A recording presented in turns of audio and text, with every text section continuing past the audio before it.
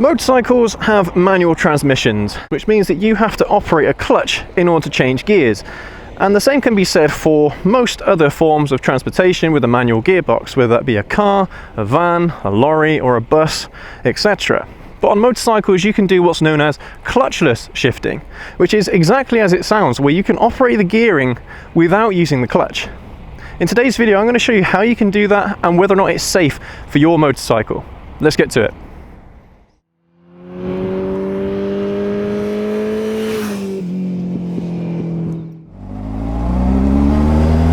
Alright, so I'm on a nice quiet little road.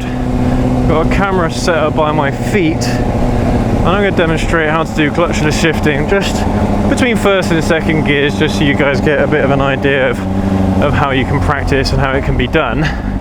But this road isn't the longest one in the world. And yeah, you can see my little camera down there. It actually gets in the way of my knee there, look. So I'm not going to do this bit for very long, because hopefully I should just be able to show you the principle. I mean, you can see my foot, you can see it's underneath the gear lever, so I'm going to shift from first into second. My hand is right here, okay? No clutch. Okay? So I don't know if you saw that, I'll demonstrate again. I'll go up to third, ready? Here we go. There we go, now I'm in third, no clutch whatsoever. I'll go fourth. See that? Hopefully that camera has caught that. I'm going to turn around here because we're at a junction now. I'll demonstrate again, and then what we'll do, we'll go out on a ride and I'll describe in detail what it is that I'm doing.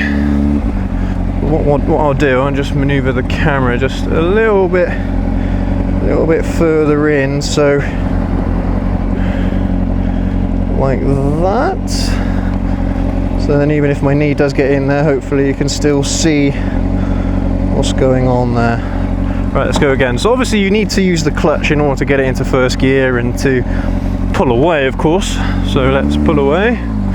But then once you move in, what you're doing is that you are blipping the throttle. So I'm in first currently, here's second. Here's third. And here's fourth. Okay, let's turn around here, there's a van there.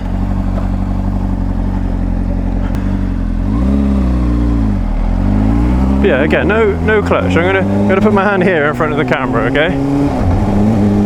That's second, that's third, that's fourth. And then of course to slow down, I'm gonna want to put in the clutch so I don't stall the bike. So the movement there that I'm doing is obviously as you're going forward, you're accelerating, yeah? So even just a little bit of throttle there is giving the bike gas. So all I'm doing is just letting go of the throttle for a split second, going up a gear, then applying the throttle again. And what you can do is once you've got the bike in gear, you can just lay off the throttle, it doesn't really matter. But this works for any gears, and you can do it going up or going down. You'll find it easier to do on sport bikes. I think it's something to do with the gear ratios, closer or something like that. But on bikes such as cruisers, maybe even some tourers out there, some big tourers, it's going to be harder to do. But sport bikes, they absolutely love it. They love it when you clutch the shift, and the reason why you would do it is simply just because it just saves time. You don't have to operate the clutch to move the gear lever up and down. Now basically how this works is, I'm trying to figure out a way to explain it, but basically as soon as you cut off the power to the engine, the power from the engine to the transmission, then that is when you can shift gears, because all the gears should be static, they should be still. So that's how you can just change gears that way. And of course usually you'd use a clutch for doing that, so you'd cut the power from the transmission in order to, you'd cut power from the engine to the transmission, and then that is when you would shift gears, and that's when you would let it out again.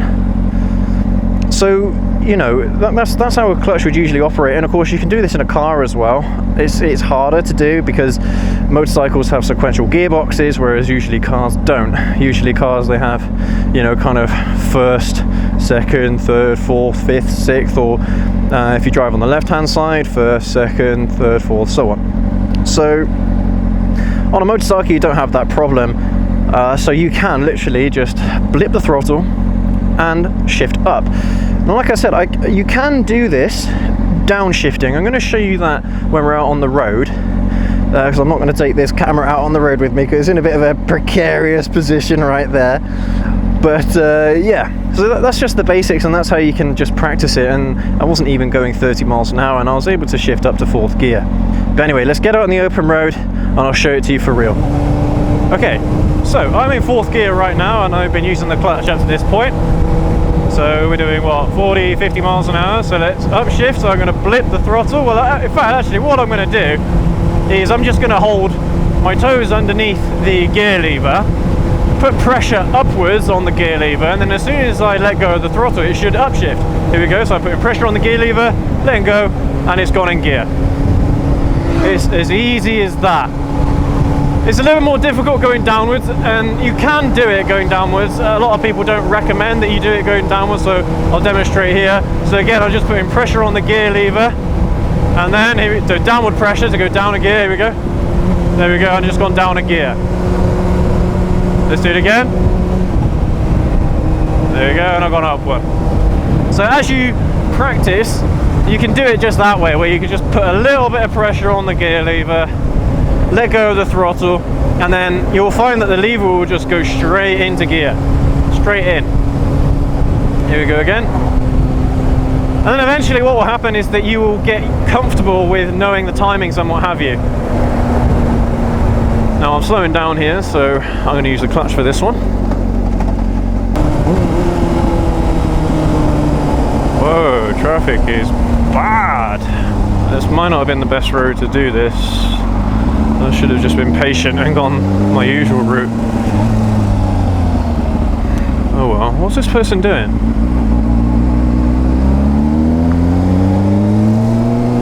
Alright, so here we go, so I'm in 1st gear, hand is right here, okay, no clutch, here we go. And I'm in 2nd. Here we go, again, 3rd, and 4th. Lots of bumps there.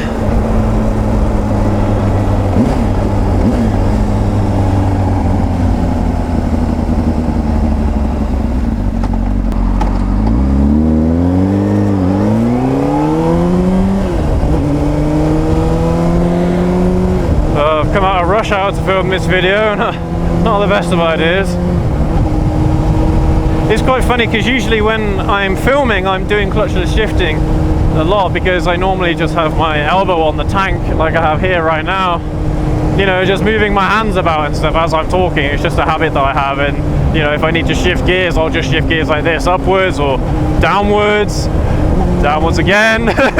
You know, you can really get it really easily, especially on sport bikes. It's super simple, and honestly I've been able to do this on every bike I've ever had, and I've had a variety of bikes. I haven't ridden cruisers, so I'm not sure about cruisers. It's probably safe not to do it on a cruiser, but hey, you probably could, because again it's the same thing, a sequential gearbox. It's something to do with either the gear ratios or oh god, I don't know, or it's the piston length. I don't know. I'm not an expert on these things. I just know how to do them, you know. And yeah, it's really straightforward. There you go. So I've gone down a gear, gone up a gear. Look, no clutch just there, no clutch. Gone up another gear, no clutch. Hands right here. Going up another gear. Let's go down a gear. Gone down a gear. Gone down another gear. Hands still here. There you go, up a gear. Yeah, you probably just heard the bike go up 3 or 4 times and going down twice just then. The one thing you don't want to do is force it down. You can force it, but that is when it's bad for the clutch and the transmission and all the other good parts of the bike that you don't want to break, because they'll cost a fortune to fix if you do break them. And look, I'm doing this on an old bike. Yeah, this is an old sport bike. It's 2003 Honda CBR600RR. There we go again. So why would you do this? What's the point in doing clutchless shifting?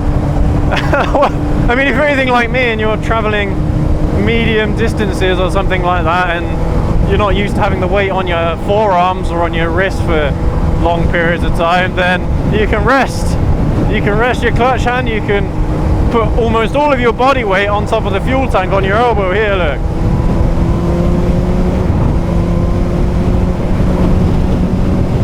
So I'm in 6th gear currently.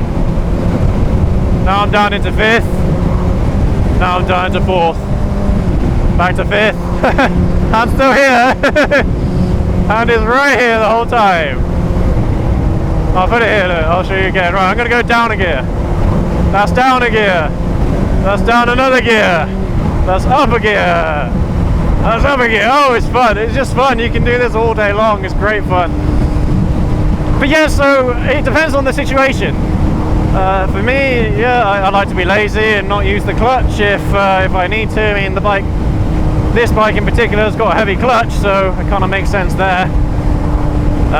But I mean, it's just, if you're going around a racetrack, for example, it really helps going around a racetrack because you don't have that delay of pulling in the clutch. And to be fair, for me, pulling in the clutch does not take long.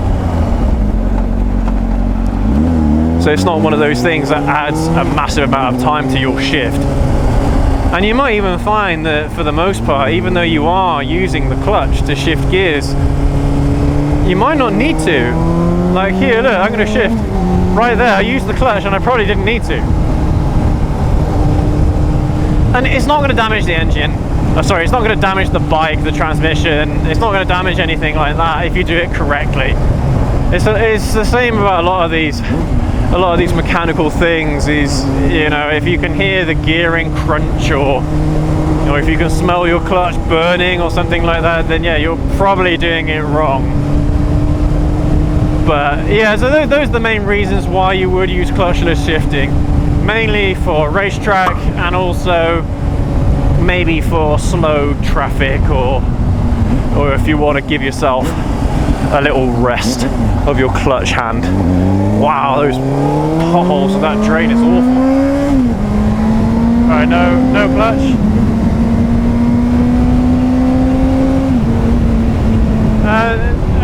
You'll get a few people saying that the higher RPMs you're going, the easier it is to slip it into the next gear without the clutch. I find it's actually quite straightforward to do it at low RPMs as well. You don't need to do it at high RPMs. You may be on some other bikes, maybe on things like Taurus, where maybe the gear ratios are a bit bigger or something, I don't know. Maybe that's when you have to have a slightly higher RPM to just slide the next gear in there. But it's really straightforward, so let me just go through the technique one more time. You just let go of the throttle, either push down or lift up, depending on what you're doing. So you're going to go down a gear, that's one, that's two. Really easy.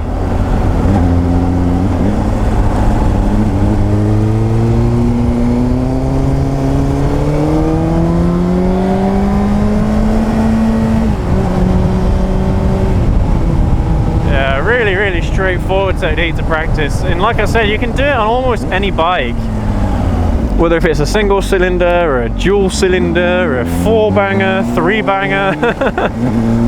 This particular bike is a 4-cylinder.